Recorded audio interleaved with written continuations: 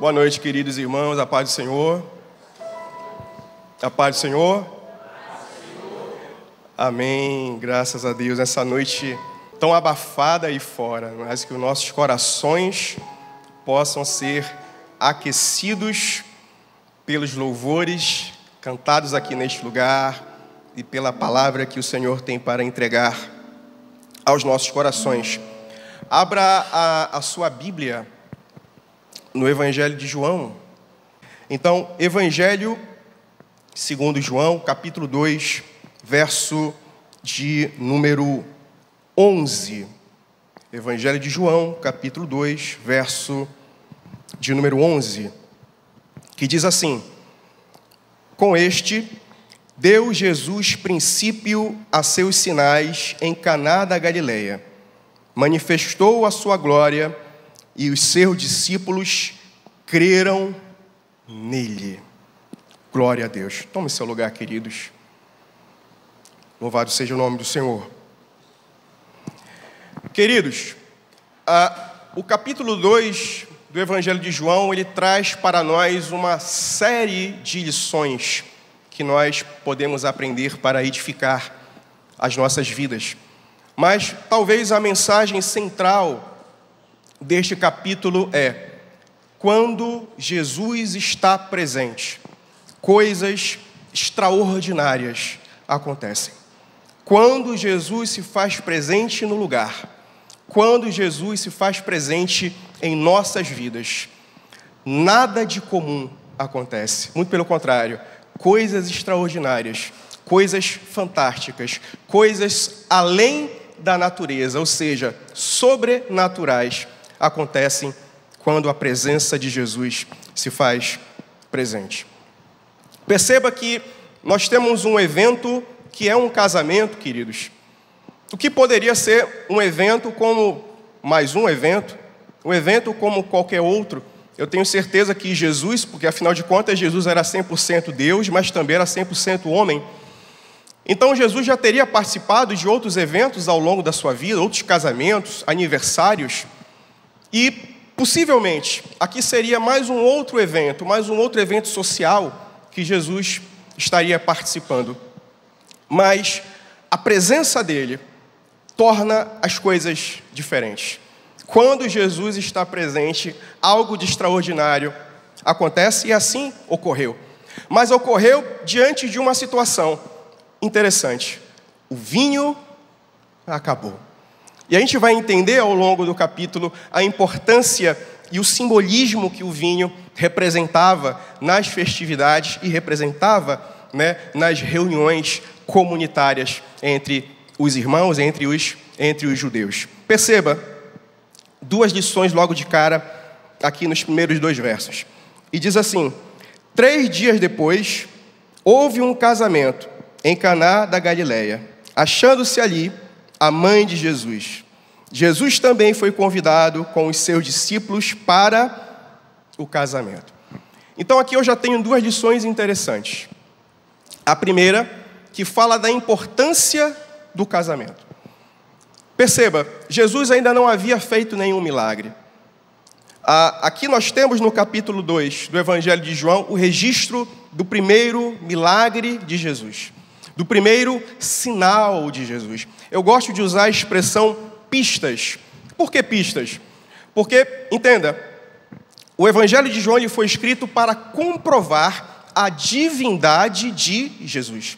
João, ao escrever o seu Evangelho, ele queria trazer provas, juntar pistas que comprovassem que Jesus era Deus.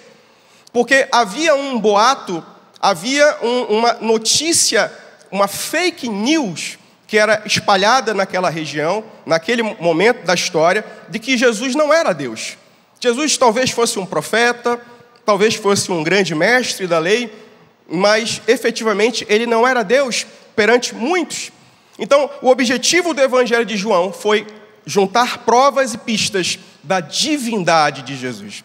E nós temos aqui no capítulo 2 a primeira pista, a primeira prova de que Jesus era Deus, o primeiro milagre e o primeiro sinal. Eu gosto do conceito do autor N.T. Wright, ele escreve o seguinte, que nós podemos dizer que os sinais ou milagres são a manifestação sobrenatural do amor de Deus, rompendo com a realidade física das coisas, no mesmo momento em que a terra e os céus se unem em um só.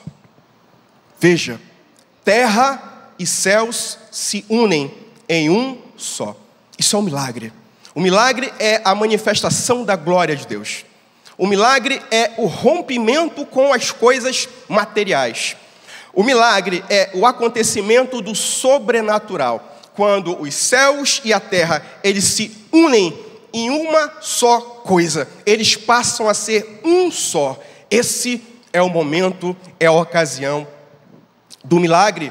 E foi o que aconteceu aqui, o primeiro dos 7 milagres que foram registrados pelo evangelista João. E perceba, nós entendemos aqui logo do início a importância que o casamento representa para Deus. A importância que a instituição do casamento representa para o nosso Deus. O casamento, ele é propósito de Deus.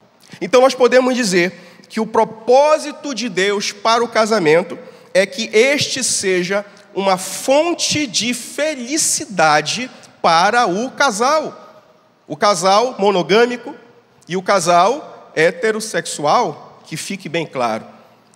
Fonte de alegria e uma fonte de felicidade. Perceba que Jesus, ele poderia ter iniciado, ou melhor dizendo, dado o primeiro passo no seu ministério, ou apresentado a primeira evidência, a primeira pista da sua divindade em qualquer outro momento, em qualquer outra circunstância. Mas ele escolheu que seria exatamente num casamento, para mostrar a importância que Deus dá para a instituição do casamento. O casamento é uma instituição divina. O casamento é uma instituição que é o desejo e que é o propósito de Deus para o homem e para a mulher. Então, a presença de Jesus naquele casamento e o primeiro sinal e a sua primeira pista de sua divindade comprovam isso para nós. E a gente vai ver lá na frente, lá em Apocalipse, a partir do capítulo 19, há uma simbologia do noivo Jesus e da noiva, a sua igreja. Então veja que há um simbolismo também do primeiro milagre de Jesus ter acontecido no casamento, pelo fato de ele representar o noivo e nós, a sua igreja, a sua noiva, que enfim nos encontraremos nas bodas eternas e viveremos um casamento eterno com ele por toda a eternidade em sua glória. Aleluia. E seguindo, queridos, no verso 3, a primeira parte do verso 3 diz assim: e tendo acabado o vinho. E tendo acabado o vinho. Lá em Eclesiastes, no capítulo 10, no verso 19, o sábio Salomão, escrevendo, ele diz que o vinho representa a alegria. Abrindo um parêntese, por favor, não vão pensar que eu estou fazendo apologia ao uso de bebida alcoólica, não é isso. Mas Eclesiastes 10, 19, ele fala que o vinho representa a alegria. O vinho representa a festa. O vinho é símbolo de comemoração. Isso desde sempre, na antiguidade, sempre foi assim. Aonde havia festa, aonde havia celebração, aonde havia comemoração, havia a presença do vinho, porque ele era a simbologia da alegria. Só que perceba, o vinho acabou. Então, o fato do vinho ter acabado representava simbolicamente o fim da festa. O fim da alegria. É isso mesmo. Não sei se vocês sabem, mas os casamentos no Oriente, eles são tradicionalmente longos. É muito comum as festividades do casamento durarem dias, às vezes uma semana inteira. E para isso precisa do quê? De muita comida. Precisa do que mais? De muito vinho, para manter os convidados alegres, felizes, comemorando a alegria dos noivos. Então, a notícia do vinho acabar era trágica. Era algo terrível, porque representava, até mesmo culturalmente para eles, uma forma de mau presságio. Alguém poderia dizer, esse casamento não é conforme a vontade de Deus. Esse casamento não vai dar certo, os noivos não serão felizes. A vontade e a mão de Deus não está com eles, porque acabou o vinho. Isso seria deselegante, isso seria uma tragédia social. Porque trazer os convidados para a sua casa, trazer os seus convidados para a sua festividade, era uma honra para os donos da casa.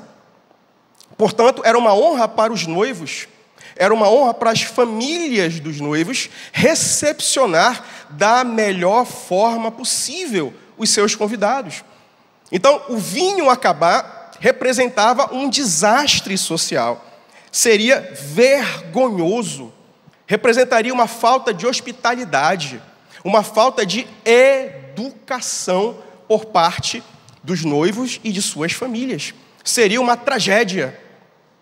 Mas talvez alguém pergunte, Jesus não estava presente? Como assim o vinho acabou? Como assim a alegria acabou? Como assim a festa acabou, mesmo Jesus estando presente? Queridos, entendamos uma coisa.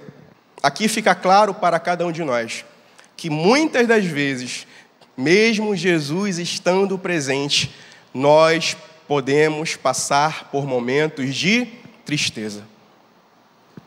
A presença de Jesus não nos exime de passar por problemas. A presença de Jesus não nos exime de passar por dificuldades. A presença de Jesus não nos exime de que em algum momento a alegria ela pode passar, ainda que momentaneamente. Afinal, Jesus não prometeu para nós só vitória. Jesus não prometeu para nós só alegria. Jesus não prometeu para nós só andarmos de vitória em vitória, em vitória, em vitória. E quem prega isso é um engano.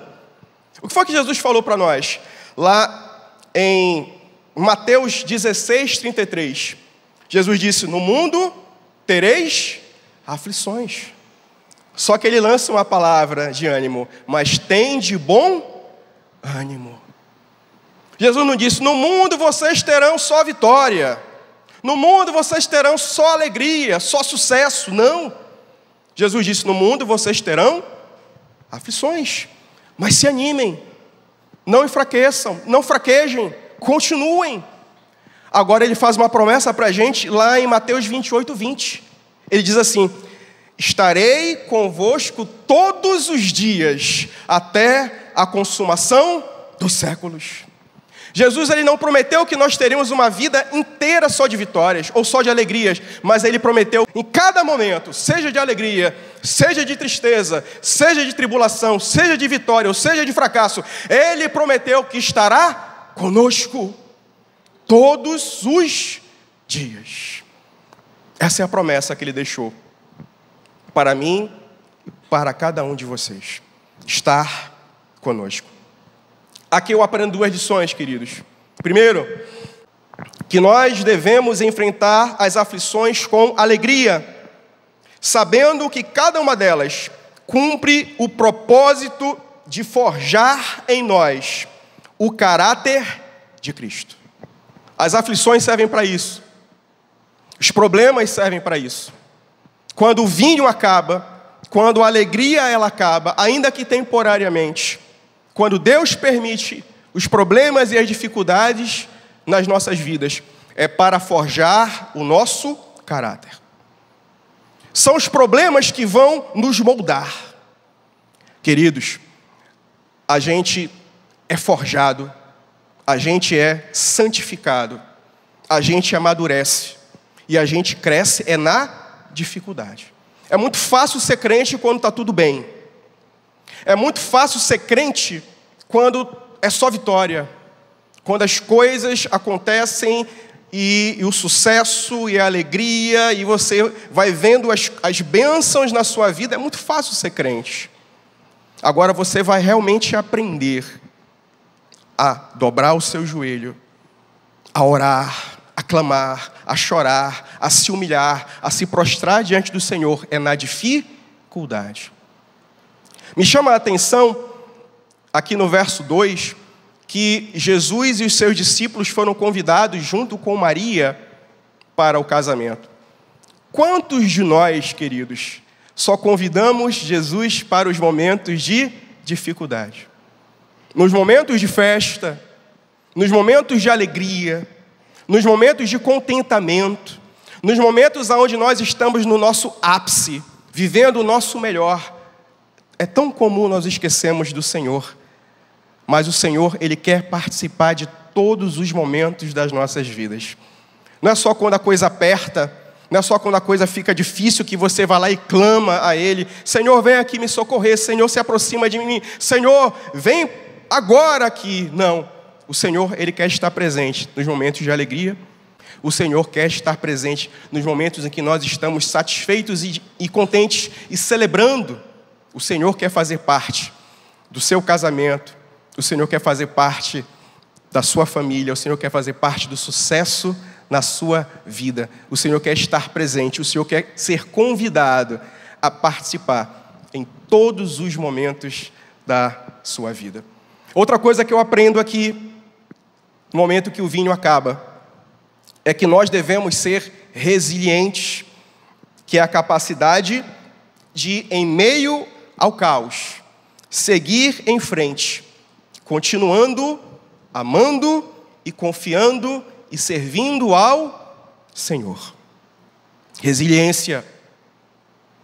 Está sofrendo? Siga em frente. Está doendo? Siga em frente. Está machucado? Siga em frente. Não está legal? Siga em frente. Isso é resiliência. É a capacidade, no momento do caos, no momento da tristeza, você colocar um sorriso no rosto e continuar caminhando, e continuar louvando, e continuar adorando, e continuar servindo, e continuar fazendo aquilo que é agradável ao Senhor. Resiliência. Haverá um momento que o vinho acabará. Eu não sei se o vinho acabou na sua vida essa noite, mas se o vinho acabou, ainda que temporariamente essa noite, creia, seja resiliente, continue caminhando firme, amando ao Senhor, e continue crendo e compreendendo que a momentânea provação que você passa nessa vida não se compara com o peso maior de glória que você receberá por toda a eternidade. Amém? Seguindo, queridos, perceba que o milagre, ele não acontece de forma aleatória. O milagre, ele tem um código. E é interessante que Maria, ela nos ensina isso, porque ela identificou, né, o passo a passo, o caminho para nós chegarmos ao milagre e à bênção do Senhor. Aqui no verso 3, ela diz assim: a mãe de Jesus lhe disse: eles não têm mais vinho. Então, o primeiro código que Maria identificou foi o quê? Foi o problema. E qual era o problema? A ausência de vinho. O vinho acabou. Então, nós temos que identificar o problema, queridos. Nós temos que entender qual é o problema que está na minha vida e qual é o problema que está na sua vida. Nós temos que identificá-lo de forma clara. Qual o problema que você tem? Qual a dificuldade que você tem? Qual o desafio que você tem?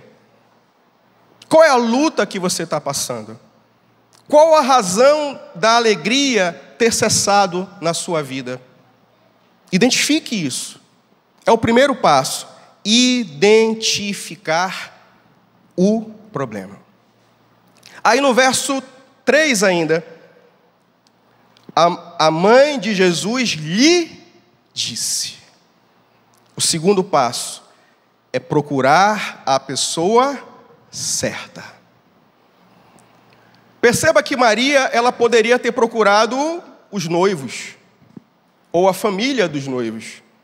Só que, vamos tentar imaginar, os noivos felizes, radiantes com o casamento, os seus familiares também. Aí chega essa bomba. Olha, acabou o vinho. Ia gerar um mal-estar muito grande entre eles. Provavelmente a noiva ia chorar, o noivo ia se desesperar, a família ia começar a brigar, talvez acontecessem acusações. Eu falei para você comprar mais vinho. Não, você não quis comprar, quis economizar.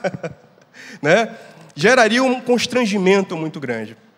Maria, ela poderia ter procurado os garçons. Só que os garçons, eles estavam ali só fazendo um serviço, meus irmãos. O que é que eles poderiam resolver? O que os garçons poderiam resolver? Eles estavam só fazendo o trabalho deles. Maria poderia ter procurado alguma outra pessoa. Só que, de repente, poderia apenas ter gerado o quê? Fofoca.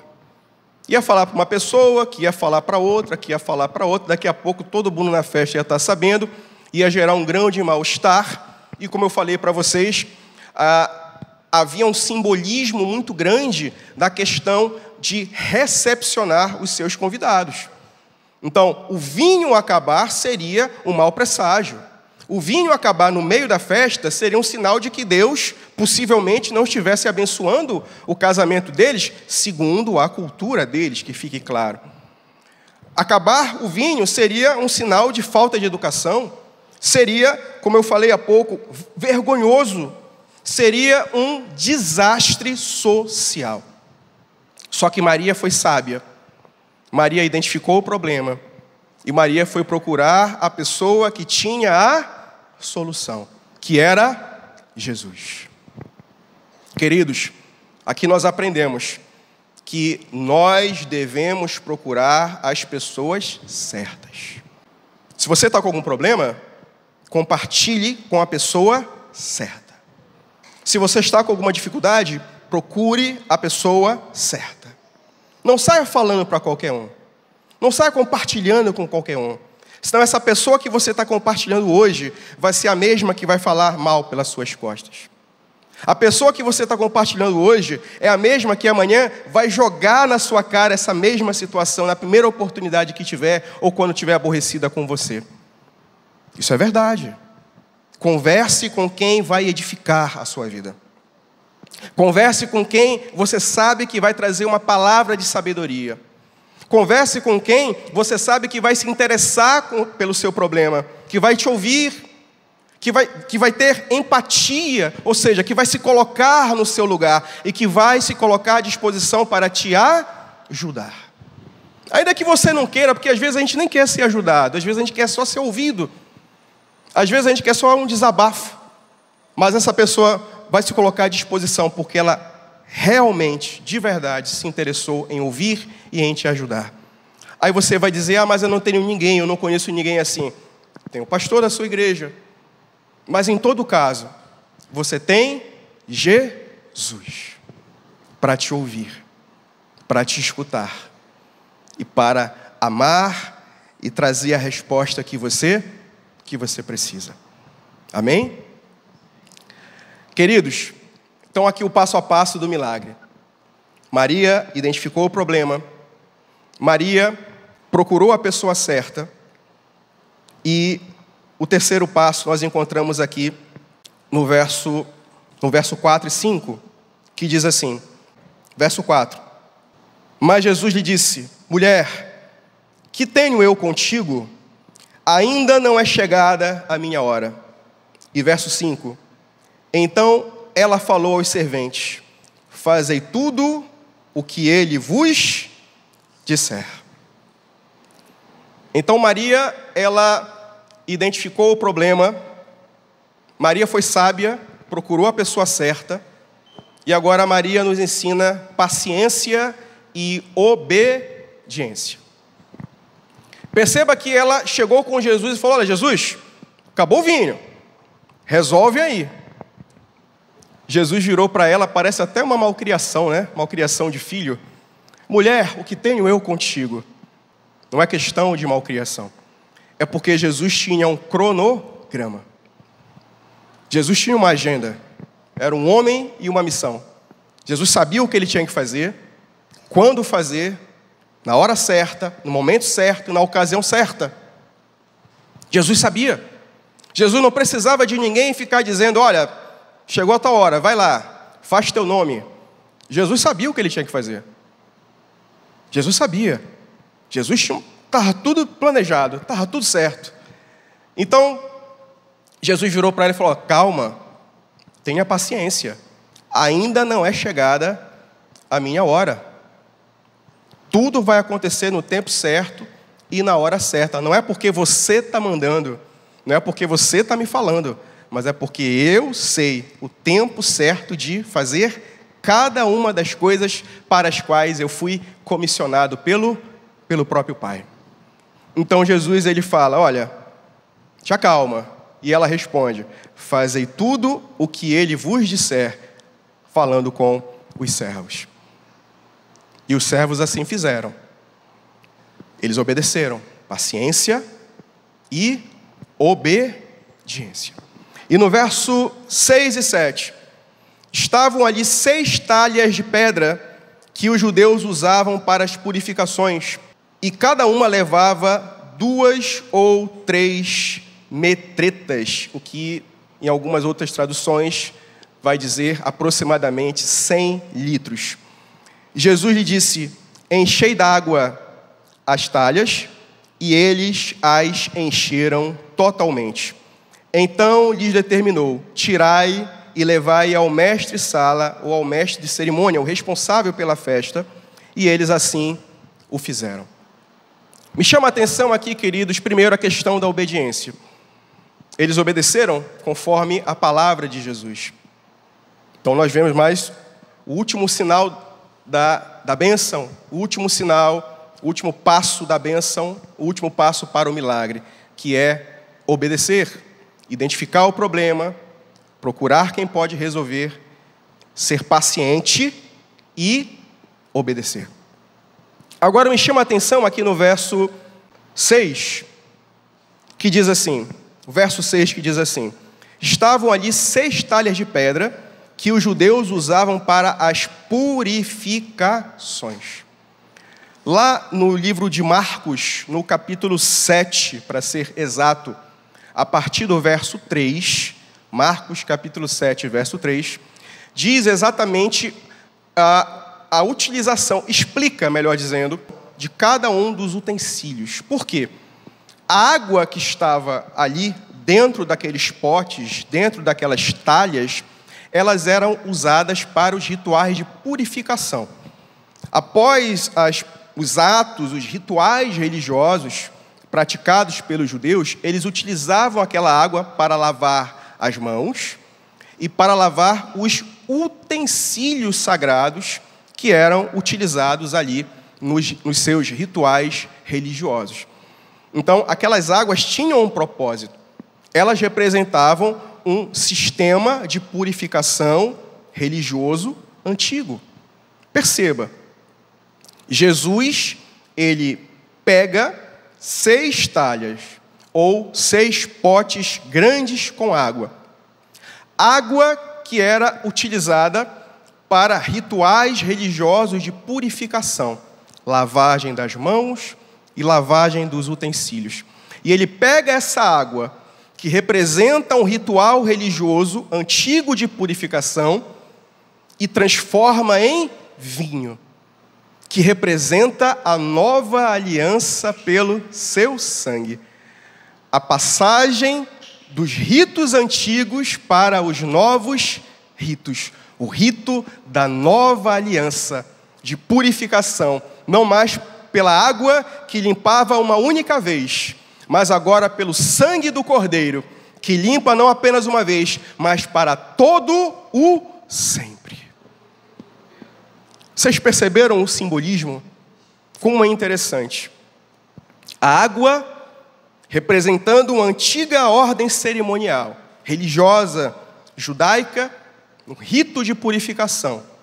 E o vinho representando o sangue da nova aliança, o sangue do Cordeiro, que purificaria não apenas uma única vez, não apenas uma única cerimônia de purificação, mas purificaria por toda a eternidade a todos nós e em todos os tempos. Veja como há um simbolismo muito forte, há um simbolismo muito presente.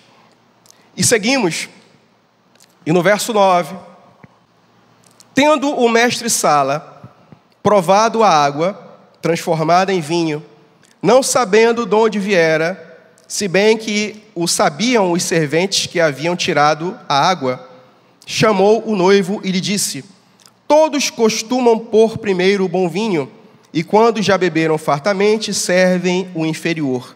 Tu, porém, guardaste o vinho bom até agora. É interessante que o mestre Sala, ou o mestre de cerimônia, aquele que era o responsável pela organização da festividade de casamento, ele achou estranho. Ele insinuou como se o noivo talvez tivesse quebrado um protocolo. Olha, o normal é você servir o vinho bom e depois que os convidados já estão fartos, já estão alegres, né? Já não vão sentir muita diferença entre o vinho bom e o vinho ruim. Mas você fez o contrário. Você deixou o vinho bom para o final. Queridos, eu acho muito interessante isso, que muitas das vezes o que Deus tem de melhor para nós, Ele deixa para o final. Existe um provérbio popular, né, entre os cristãos, entre os evangélicos, que é: o melhor de Deus está por vir. E eu acredito nisto. Eu acredito que o melhor de Deus sempre está por vir na minha vida e creia também na sua vida. Deus tem o melhor para mim, Deus tem o melhor para cada um de vocês.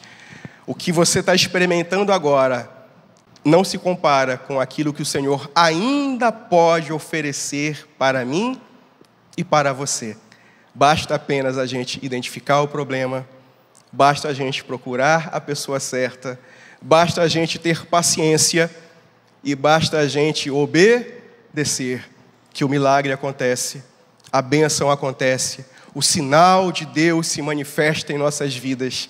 Os céus e a terra, eles se juntam em um só. O sobrenatural acontece, o natural, ele é rompido e o milagre de Deus, ele se manifesta. A glória de Deus se manifesta na minha e na sua vida.